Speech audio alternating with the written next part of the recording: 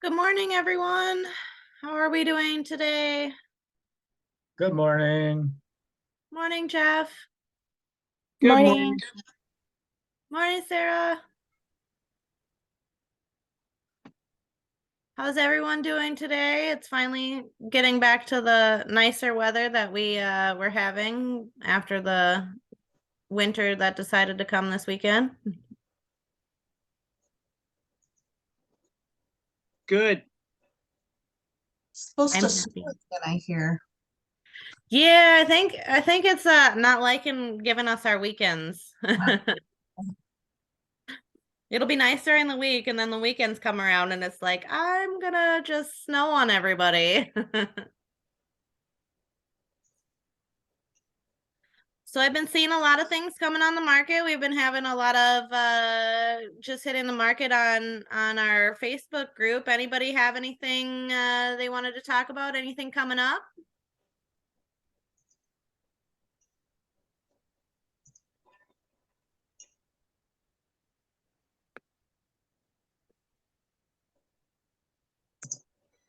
If anybody wants to do an open house, I'm available to help them out.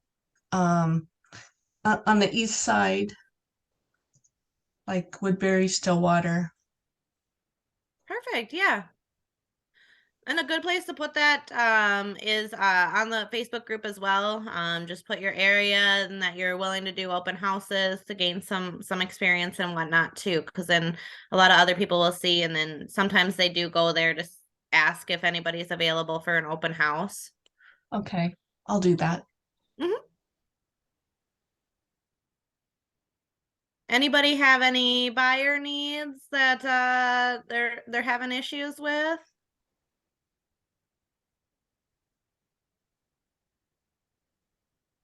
I know I'm personally still looking for that single level under 200,000 in the Mankato area, but that is very few and far between.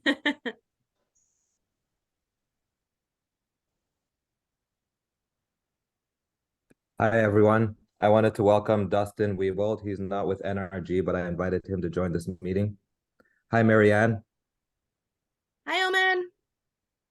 I've been meaning to call you to thank you for that grand property. So I'll give you a call sometime today.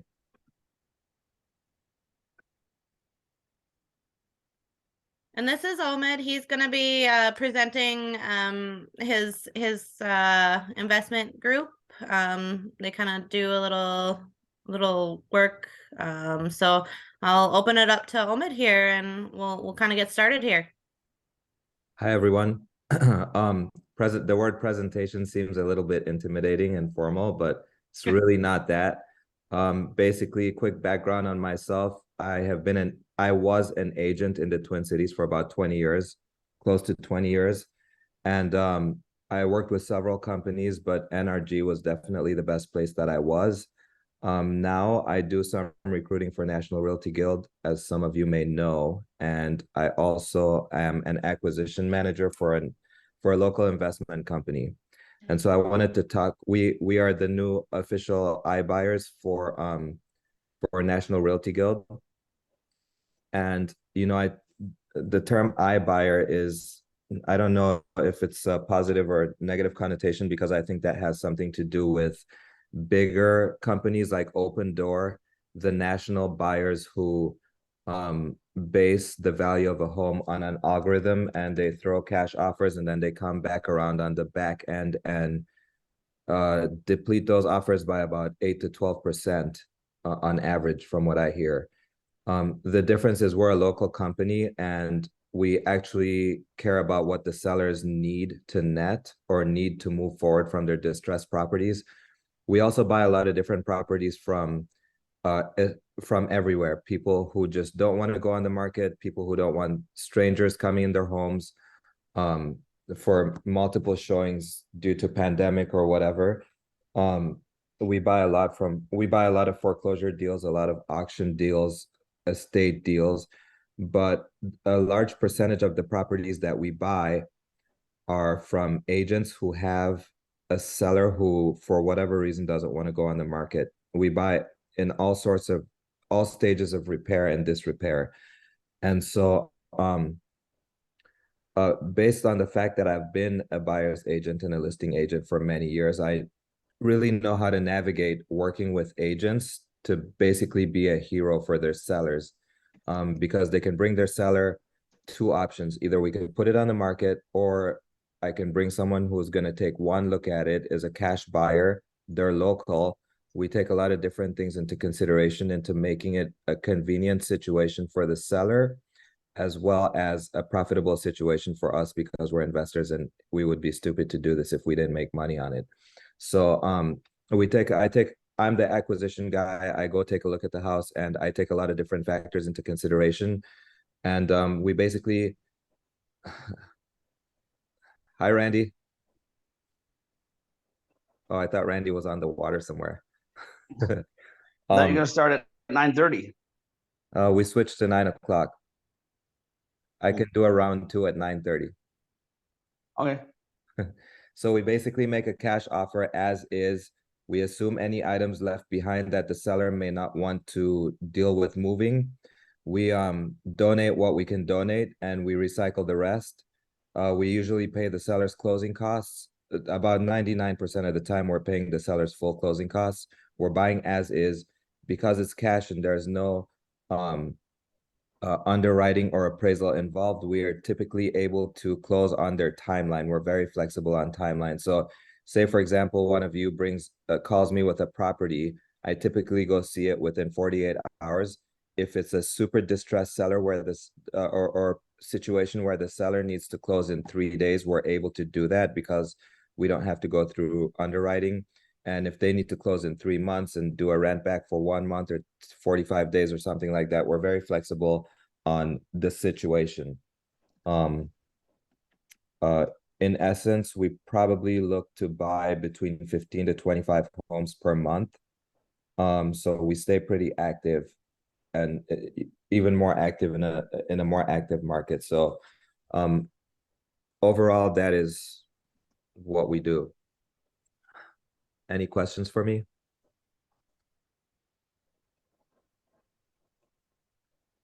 We recently did one with Mary Ann, so I don't know if she wants to speak on it at all, but I think that's pretty explanatory of what we do. We usually submit an offer within 24 to 48 hours, unless if it's a very unique situation or like a $1.5 million property or something, we might need more time. Or if it's a tear down that needs a new build, we might need some more due diligence. We might need to do a soil test. But typically we submit an offer pretty much the same day on most properties. And then I basically negotiate with the agent. One good thing for agents is if you're an agent bringing one of these properties is that because we can close so fast, sometimes within a week, we handle all the admin, we handle the paperwork, and we still pay out agents something similar or more than what like a listing side commission would be. Because on the investment side, there's more flexible. If the bigger the margin, the bigger the payout that we can do. The bigger potential there is as an investment property, the more we can pay. And a lot of times, we handle all the paperwork. We take all the paperwork to closing. We write the PA. We pay for inspections if any are needed. So if it's in Minneapolis and there needs to be a truth in housing inspection, we take care of that.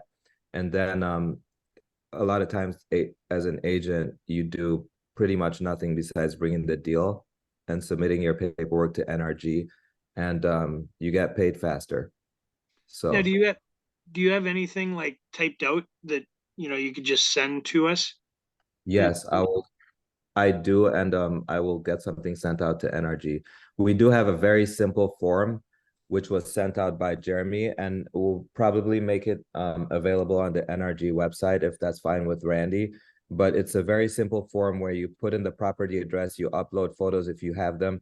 We are also you put in like what you think the condition is in the timeline, and I give you a call. So it's very simple information to start. So if I were an agent at NRG and I wanted to submit a property, say I got a call from a seller and they're thinking about selling fast cash off market rather than going on the MLS. You put in the property address. I would put in the property address, what I think the condition is, and the price, what they're hoping to net, and that's optional. I prefer if you do it if you put in the price that they need, because it gives me a ballpark of what they're looking to net. And in addition to all the myriad factors that I need to consider, I'm also considering what is it that this seller needs for their home. And so we do have a form, but I will put something together and send to all agents. No, I was also curious, working for a different brokerage in the past, we were able to do a, Randy had sent us an email, or somebody had sent us partial email, or let us, said that you don't do, if it's listed on the MLS, can we do a MLS withhold? So like if I was meeting with you as a seller, naturally I'd like to get you signed with me, if possible, and then be able to submit that iBuy to you, you actually Omid, and then if that deal didn't go through with you and them as far as an iBuy offer, I'd still have them as a listing that I'd be able to move forward with. Is that something that we could do with you? I'm not gonna say that's out of the question, because we have bought MLS properties before. But on our end, what we've found is that after a property is listed, whether it's a TNAS, whether it's a withhold, whether it's a comp sold, if we flip a property, what happens to us on the resale is a lot of people can't wrap their heads around the fact that it was listed, or that we got it for so much less. So say, for example, I buy a property for 200K and we put $100,000 into it and we try to sell it for 350. People can't wrap their heads around the fact, no matter how much work we did, right? We could be losing money on the thing with interest and holding costs, opportunity costs, cost of capital, etc. A lot of end buyers can't wrap their head around the fact that, oh, these guys, they don't care how much we put in. And it also skews the appraisal on the other end, because if an appraiser doesn't put in enough time and due diligence to find out what actually went into the property, then a lot of time it screws it up for us. So it's just a problem that we prefer to avoid. So we really, really focus on off-market, non-MLS properties. So What we have to happened- find out if with the withhold, if we can yank all the information back. I mean, with the real withhold, we submit the information and withhold it. So yeah, that could defeat the purpose. Right. And yeah, so it hurts us on the resale and it hurts on an appraisal. It just devalues the deal to us and it makes it less appealing. What happens if they were like previously on the market and they expired out or they canceled out? That's fine. This week alone, we are buying several homes. One in Fridley that I looked at yesterday, that it was on the market Q4 of last year when the market tanked. It was on the market for 10 days. And there are a bunch of properties that were listed around this time last year that didn't sell. And the owners put a renter in there for a year. And now that the market is hotter, they want to sell it. So we're fine with that. It could have been listed in the past, and most are. It's just my time is better spent focusing on off-market properties than looking at stuff that's on the MLS, because it's typically not the greatest deal for us as investors. Perfect. So just to kind of add on to that question, let's say the property, it's full of stuff, everything else, it'll sell for 250. It was empty, but you can also tell the seller that it's probably going to go for about 220 just in the condition and everything else. They're going to have to do stuff to it, everything else. So they'd be looking at, I'm just kind of giving an idea here. Like, let's say you were going to offer 220 on the property type of thing. And I could say, we could do a withheld for 250. That would at least give you kind of know what I'm trying to go with a simple talk here, where you're probably going to want it at a 250 range, but they're probably going to get around a 220, and then less commissions and everything else. So, so I've done, the marketing where the iBuy is going to have to sell it for more than you're going to get, up to 20%, everything else. You know what I mean? If I set it up to where it's marketed higher with a withheld, because with a withheld, I don't have to actually start it at that price. We can always lower the price before we put it on the market, if that makes sense. Yeah, that does make sense. It's just I A don't little want bit more problematic. You don't want to go into, yep, I got it. Well, here's the thing too. We on the other end of it, say you had a property and you were thinking about selling it or putting it on withheld. You can communicate that with me, and I can pretty much typically, if you call me on Tuesday morning with a potential property, I'm running my numbers. I have a team that I work with. We have a lead manager who can crunch it if I'm out in the field. I'm typically looking at that property on Tuesday or Wednesday or as soon as possible, and I'm letting you know an answer within 12 hours. Sometimes I don't want to be the person that says we give you an offer on the spot, because a lot of time, because I would rather give you a solid offer on something we would perform on rather than give you an offer, do some diligence, find out that there's some changes, and then come back with a lower offer, right? So Gotcha. typically our offers are non-contingent. I like at least 6 hours to 12 hours. Typically I've been in these immediate market areas in the Twin Cities for quite a while, and I'm typically familiar with what we would offer. So there's a very short amount of time that you could spend dealing with me before you have to go on the MLS if that's what you need to do. So if you call me on Tuesday with a property, I can probably give you an answer by a cash written offer by the end of that same day or the next day, right? So then you can get us out of the equation really fast if you need to list it. Does Yeah, that make sense? yes, it does. It does. So that'd work. Okay, Thank you. no problem. One thing I also want to touch on is another way. We also do sell a lot of houses off market. So what I try to do is build relationships with a lot of agents, because in a really hot market with low inventory, sometimes like if we're under if we're in the process of rehabbing a house in Woodbury, for instance, and you say, hey, I have a buyer who needs a 3-bedroom, 2-bathroom, 3 beds on one level in Woodbury School District, right? Typically, if we do on average, I would say, give or take 200 homes a year. So typically we wind up selling a lot of houses also off market, because we just give the price that we need. And if an agent has a buyer that matches that house, they can come take a look at it, and they're not bidding 20K over on the MLS, which is where we are today, actually. Like, we're back to like multiple offers and like paying way over asking on the MLS, which is a good thing. But we also sell a bunch of our houses off market, so we're able to kind of let agents who interact with us know what we have coming up.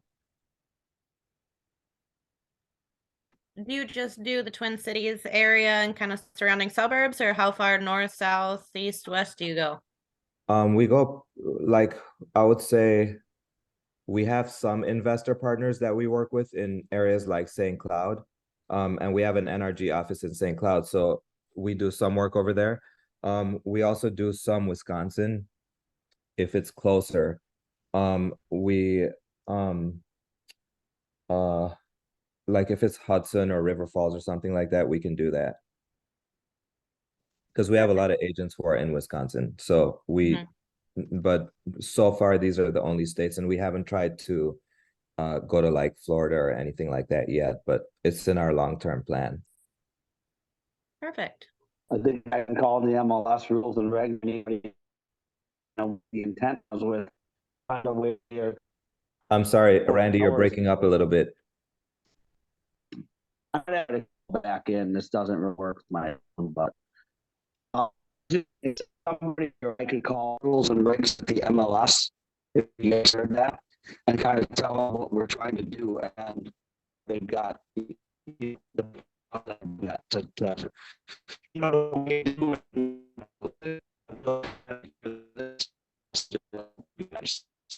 Sorry, guys, I'm not sure if it's my computer or Randy's. No, but I'm getting really bad too. Feedback too. Randy, we can't hear you. You got to move back to the cities. He's on Paul Bunyan wireless. Don't worry about it. I'll do it background.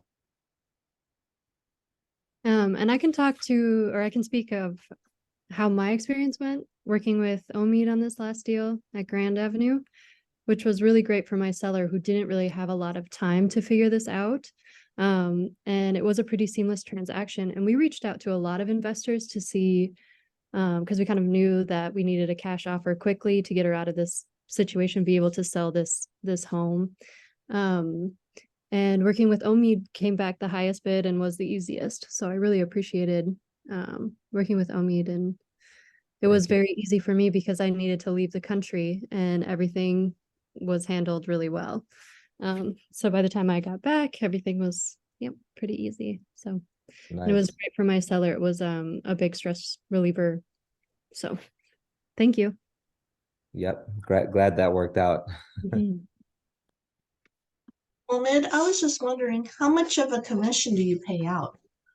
It depends on the margin. There are times where we pay, like, I know that agents make 2.5 to 3% on a deal, right? I would say at the very least 3%.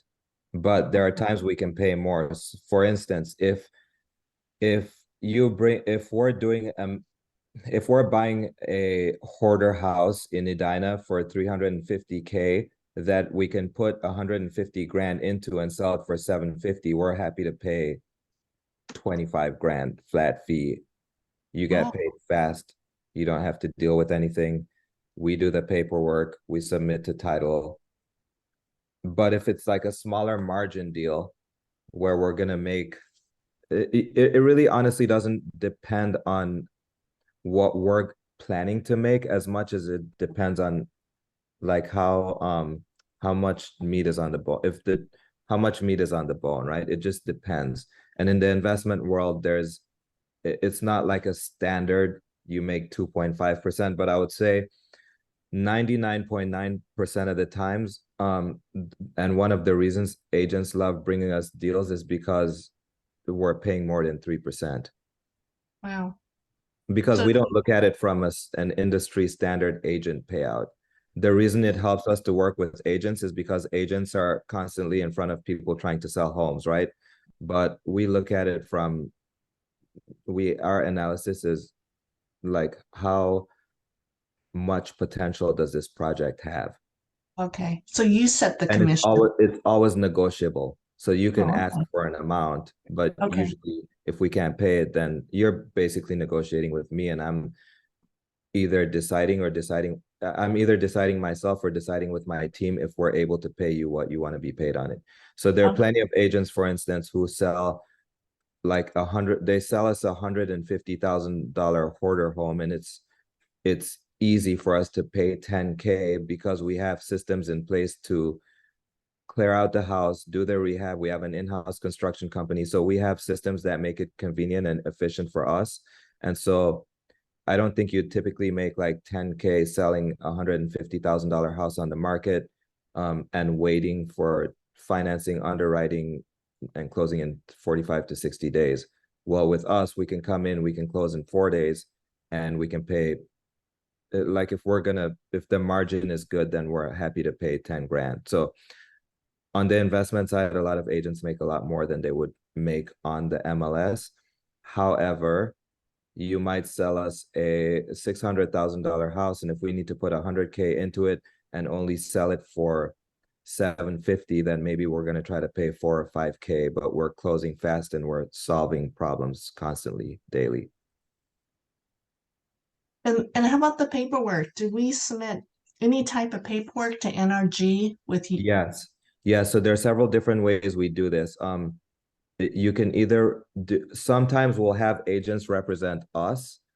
Sometimes we'll have agents facilitate for us or facilitate for their seller.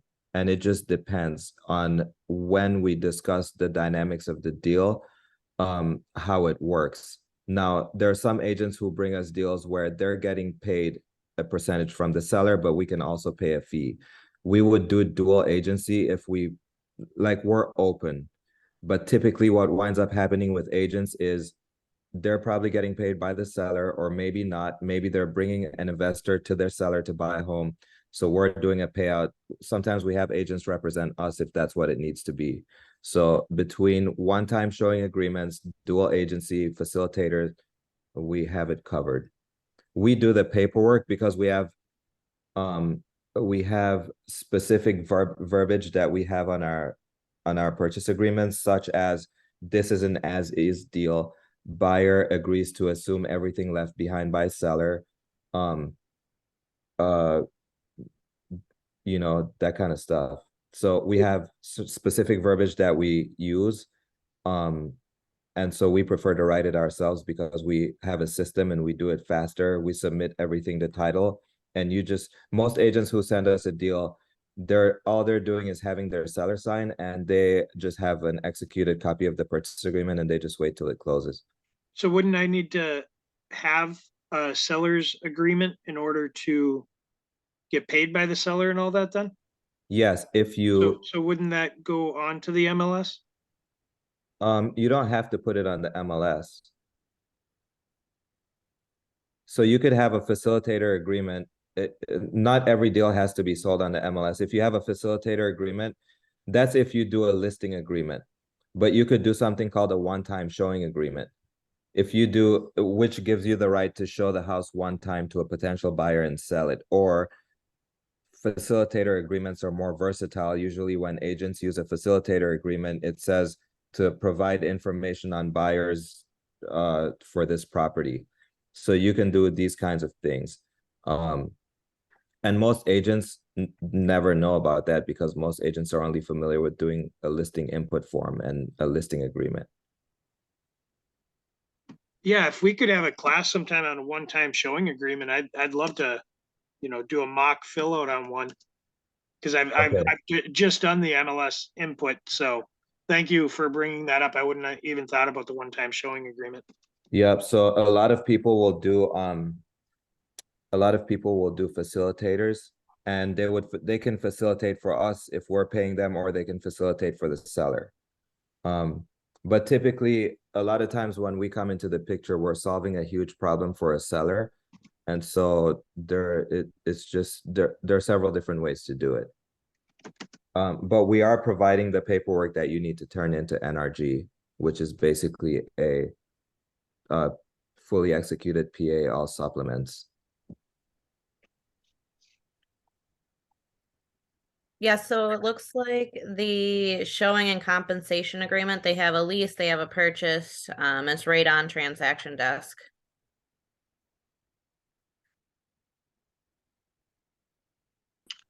Yeah, maybe we could take a note of that, Amy, and do a class on how to use a facilitator one-time showing agreement, just because many agents don't ever have to use them.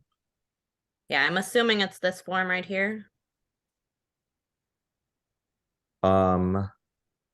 No, there's actually a form called the one-time showing agreement. The one time. Okay.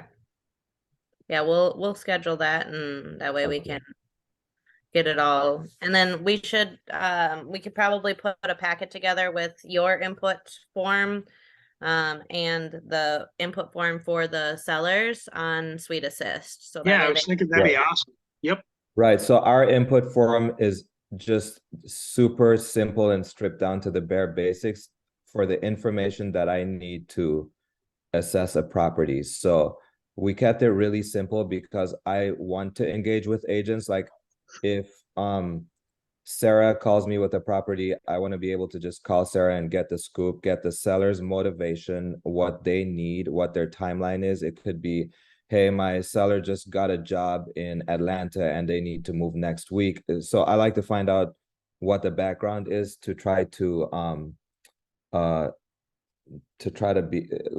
collaborative, and be helpful to the seller as well. So yeah.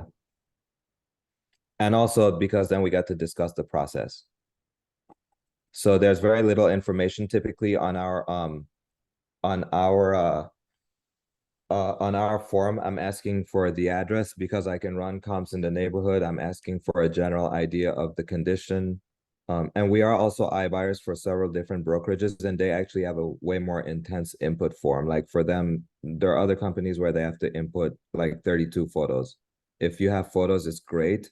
If you've seen it's really helpful if you have photos because my assessment is more precise. But if there aren't photos and you can tell me a little bit about the house, you might not have photos, but you might be able to talk to me and say, hey, it's got a new roof, new windows, new mechanicals. The siding has like holes from a woodpecker. So then I know it needs siding repair, right? But I know a lot of the other big ticket items are taken care of. And I can, the more information, the better.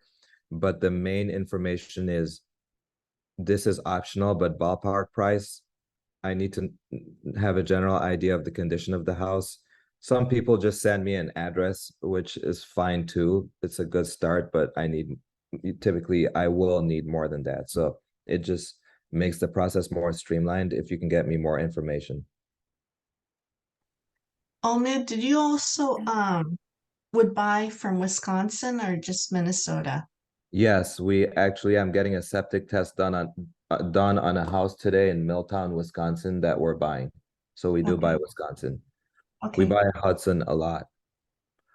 Hudson's actually really active. Yeah. Talking about location, do you guys go as far south as like St. Peter, Mankato? Absolutely. Okay. I spent a large chunk of the winter in Rochester because we were buying 2 apartment buildings there. So we also buy commercial, by the way. We buy single family and commercial. From Marianne, we got a condo. We get condos, we get houses. We love duplexes, up to 4plexes, 6plex. We like commercial also. And for agents who haven't done commercial, we kind of our motto is literally relax, we got this. We do a lot of the heavy lifting. And sometimes if we have within my team, we kind of have across the board experience, but if there's an agent who brings a deal and they don't know much about the investment side, typically they learn a lot by dealing with us because we're very, very open and transparent with the process and what happens and all the way in, which I think is a really lucky thing because I was an agent for probably 8 to 10 years before I knew anything about the investment side, and it's pretty sweet.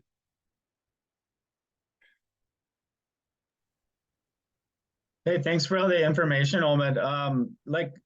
This is probably a pretty simple question, but so like, how would the process look from our side? Like, we would go and find a house that may need some work or whatever. Would we get them under contract, or we immediately kind of go through your paperwork for the one-time showing or the facilitator agreement, or? I will tell you what I would do if I were an agent, and say I'm an agent and a seller calls me and they have a hoarder house or a house that needs a lot of work, and they don't have 40 grand to put into the house, but they need to sell it. I would say, hey, before we put this on the market, I can get you a pretty quick cash offer. Can I call my investor over? They can take a look at it and they can give you an offer ASAP. And it doesn't have to be a house that's dilapidated. It could be like we wound up buying a lot of houses during and after the pandemic. So before we were mostly looking for distressed property, right?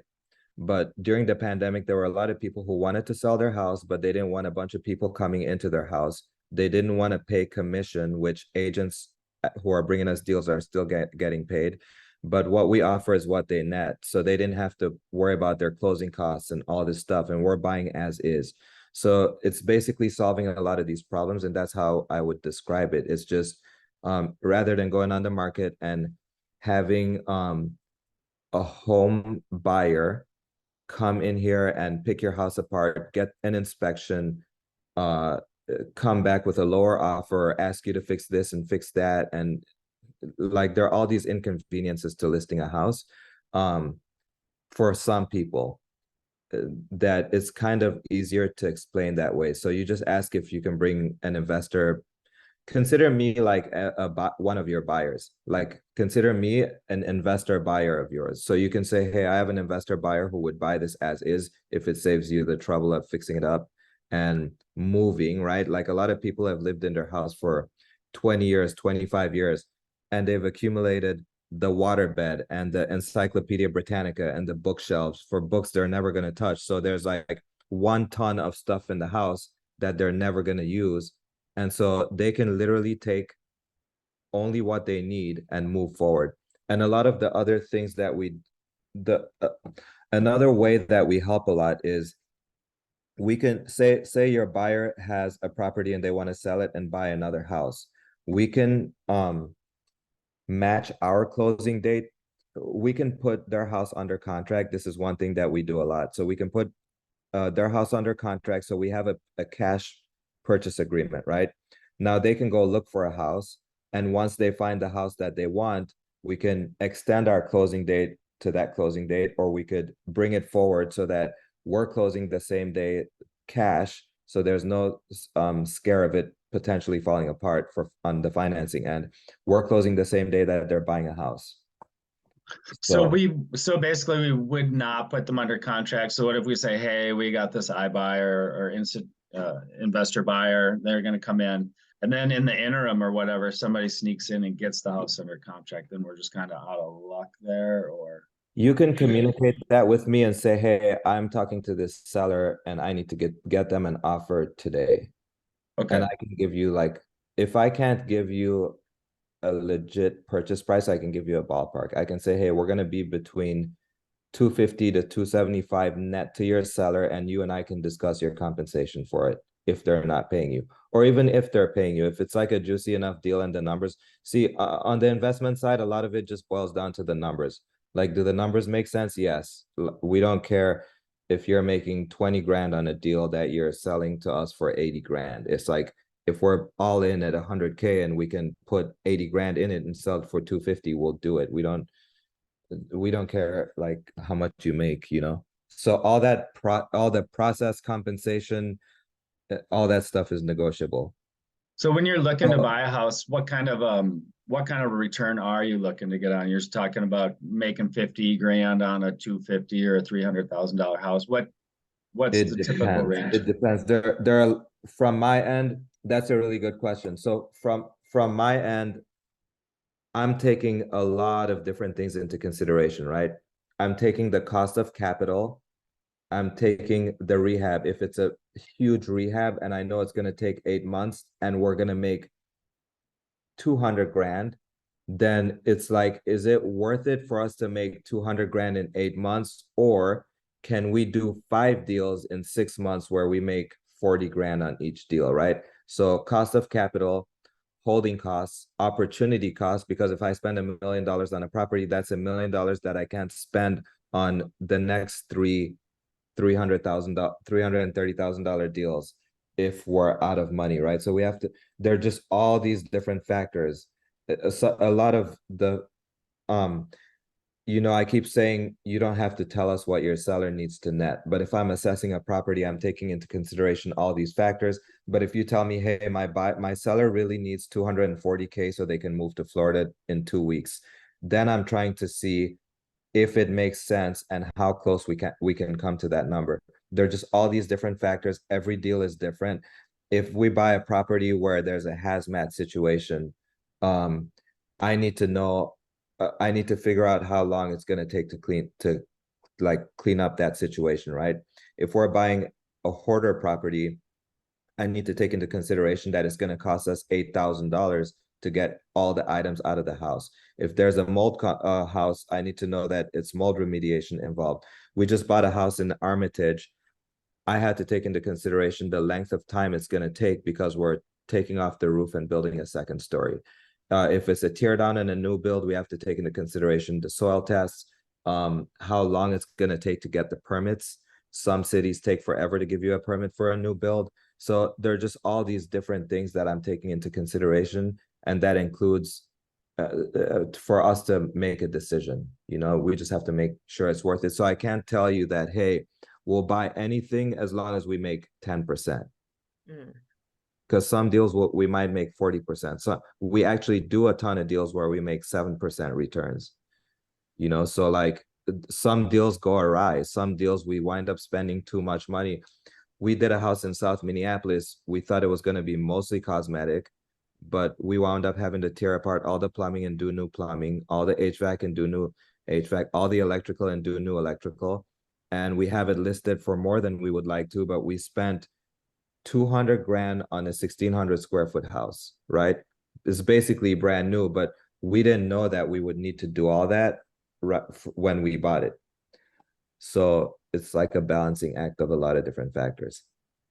Do you do rural properties with like septic and well and everything too, or? We actually learned a lot from that last year, because I'm pretty sure last year we had to do 5 properties that we weren't getting septic inspections, which was a huge mistake. And we quickly learned that it's like 30 grand for a new septic. But this one house we bought in Andover was basically, it's a 4-plex and it's on 3 acres. So we had to, instead of building 1 new septic, we had to build 2 new septics. But because we had to do that, we also had to relocate the well. So throw in a new well. So we're like 80K in well and septic on that property. And that's something that we didn't know until we knew, right? So we also take a lot of risk, you know. So we've been lucky not to have lost a significant amount of money on any project, but some we win and some we break. There are a lot of deals that we break even. But in our from our perspective, we learn a lot. So we're still it's still valuable to do it, you know. We're solving a new set of problems on every single deal, so we typically take them on. Perfect. Sorry, that was a really long answer, but I hope it answered your question. Yeah. Ideally for me, even though we do have a form so that it's streamlined, if you guys had a property, I just want you to call me and say, hey, do you want to look at this property in Hastings on 123 Main Street? And my seller needs to close in 3 weeks and it needs a new roof and the basement's unfinished. Like, I like to engage like that, because then we can, instead of you sending a form and me tracking you down and saying, hey, can you show me this property on Friday between 2 and 4? If you call me, we can figure out so much right away, you know. And sometimes, like, I get a lot of calls. People sometimes don't know what they would offer on a property, and like, I'm happy to help with that. So do you help with like if the seller doesn't think much work is needed, but they don't want anybody through their house, so they have this inflated sense of what the house should be worth? Are you able to kind of, or is that our job to kind of educate the seller, or do you guys have like a? It's both of our job, because I won't talk to your seller unless you allow me. But what I've done, here's an example. I looked at a house in South Minneapolis by Minnehaha Creek, right? And I learned from our truth in housing inspector that a lot of houses there, it's kind of hit or miss, but a lot of houses there have peat in the soil. And so their basements get pushed in, right? So I go, and this house is like, the foundation is basically crumbled.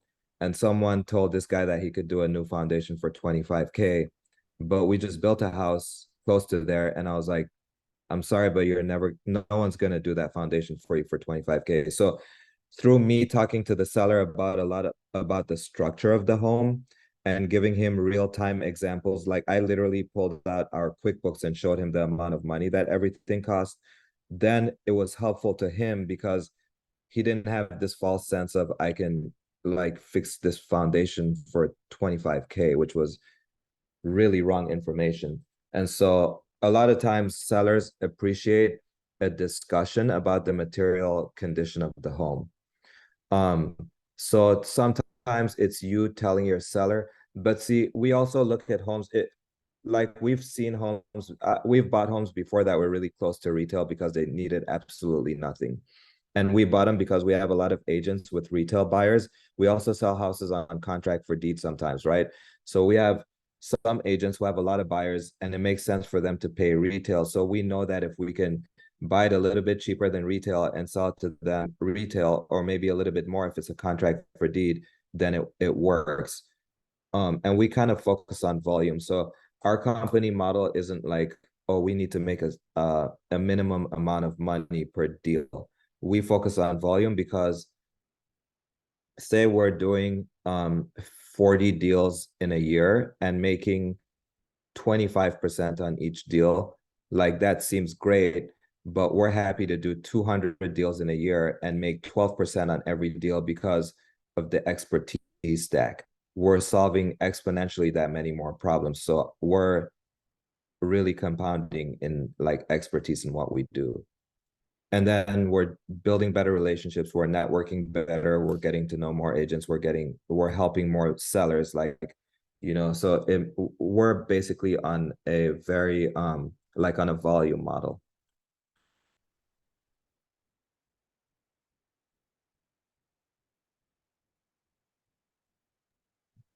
And then, so your information is going to be sent out to Energy or put up on the website? Yeah. If you're writing down, you can write down my cell phone number. That's what I prefer.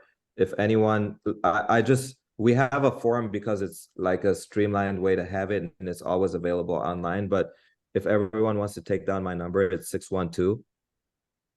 612-245-7020. And I'm super laid back and reserved. Like anyone can call me anytime and just say, hey, I have a question, or hey, I have this house. I was wondering if you'd like to make a cash offer on it. So yeah. I also put it in the chat for everyone phone as well. calls. I'm sorry? I also put it in for the chat for everyone as well. Okay. And my goal is to have Jeremy send out like something at least once a month, just reminding people of this service that we offer. Also, someone had a question about like how to tell your sellers. I like using the word local a lot because we actually know the neighborhoods, and we don't just send out a computer generated offer based on what Zillow says that your house is worth, right? We actually care about the home. We come and balance out what needs to be done versus what's been done. It kind of blows my mind how they work because like I feel like unless you go inside, there's so much intangible value to a home. Like you could have a 2,000 square foot home that feels completely different from another 2,000 square foot home because of how the flow is and like if the floor plan is choppy or not, right? So I like to see the house. We don't really do sight unseen offers.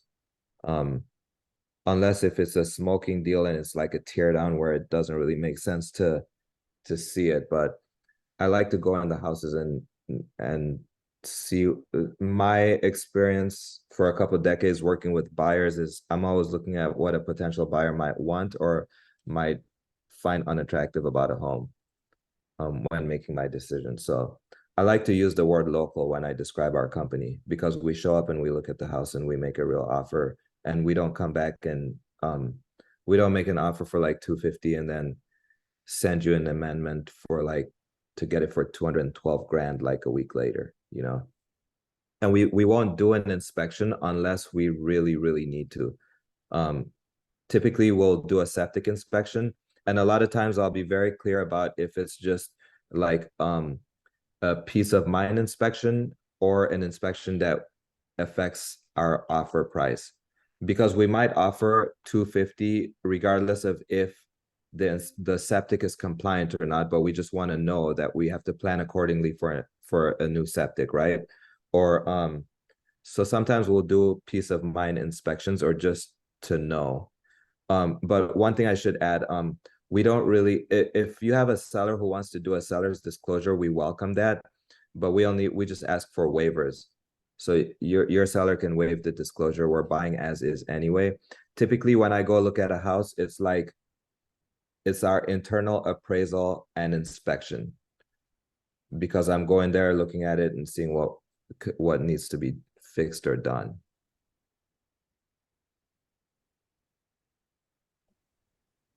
So you've done enough volume. You're just as good of an inspector as like No, any. absolutely not. I'm not.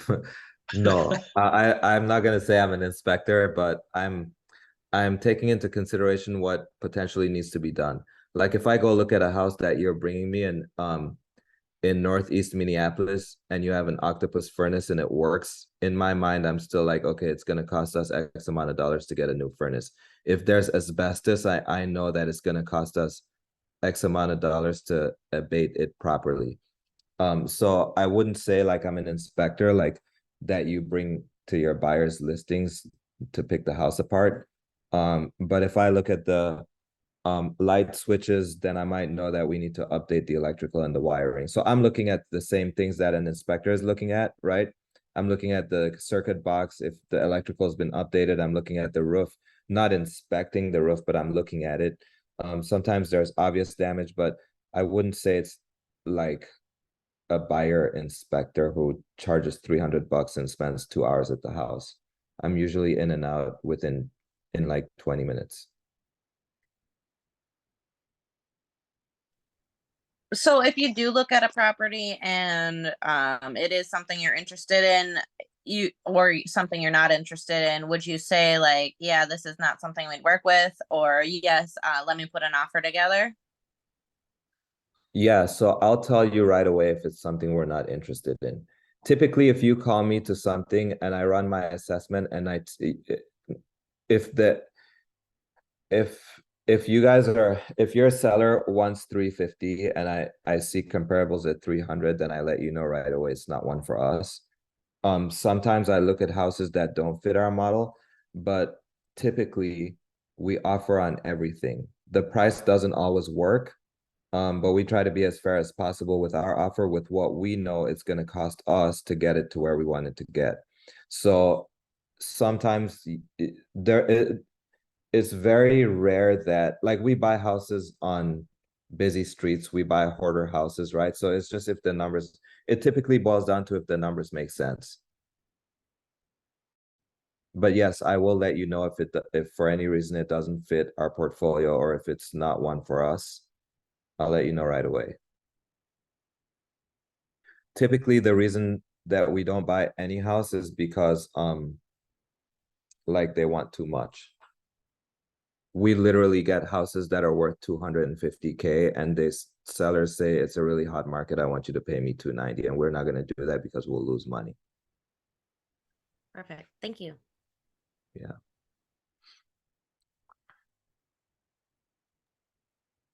We are wrapping up on about 10 o'clock. Any last minute questions? Otherwise we'll try to get something put together and put on Sweet Assist, and then we'll get the mass emails going out. All right. You guys have my number. Please feel free to call me anytime if you have any questions or if you want to send the property, want me to take a look at something. Thanks again, Omid. That was awesome. Thanks, Awesome. Omid. Thank you. All right, everyone, take care. You too. Thanks, Omen. Have a good Bye. day. You too.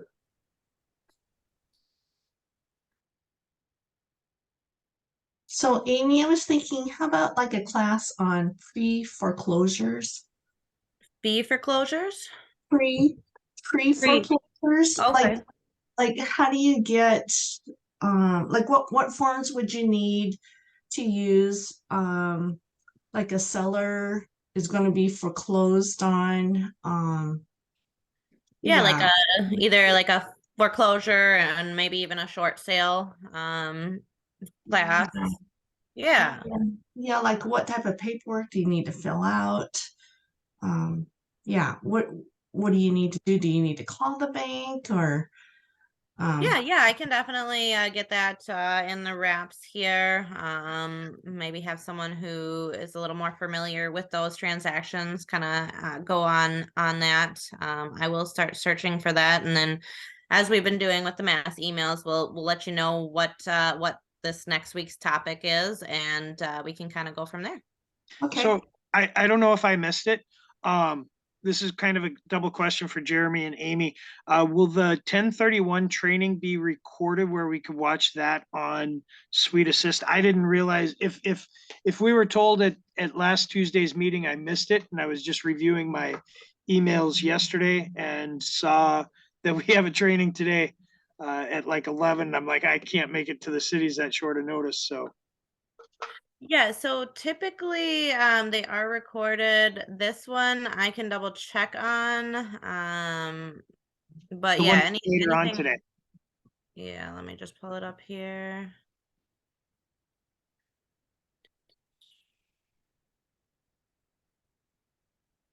Jeremy, do you have any input on this? Yeah, Or- every training, every training ends, I always upload all the videos in Sweet Assist. It's through YouTube. Um, I made it all in public, so everyone will be able to, have the capacity to view it. If you want, you could email me directly. I can send you the link of the YouTube channel or the YouTube link. But again, typically you could see it all in Sweet Assist from the day when we had the meeting. You're talking about the one that's later on today. You record that? Yep, this is recorded, and I'll be uploading this in Sweet Assist. Awesome. Thank you. Yep, of course. Well, where do we get notified about the trainings? Was it an email blast or it's on Sweet Assist? I just had an email that I looked at yesterday night, and I'm like, oh shoot. So it was There's from one 5 that years I'm ago. seeing from the CE shop that's tomorrow, webinar, April 19th at 2 p.m. Eastern time about the 1031 exchanges. Oh, okay. I guess maybe I looked at it wrong.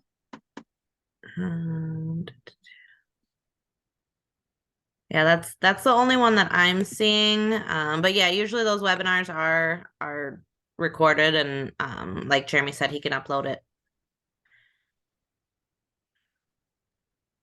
Awesome, thank you. Great meeting Yeah. today. Thanks, Amy. Yeah, any other suggestions on anything that people want to learn? I know we're gonna try to get one for like commercial properties. I'll put one in for the short sales and for pre-foreclosures. And we'll kind of keep going from there. Otherwise, if anybody has anything that they want to suggest or anything, feel free to email me or Jeremy or Francis, and we can get it put together.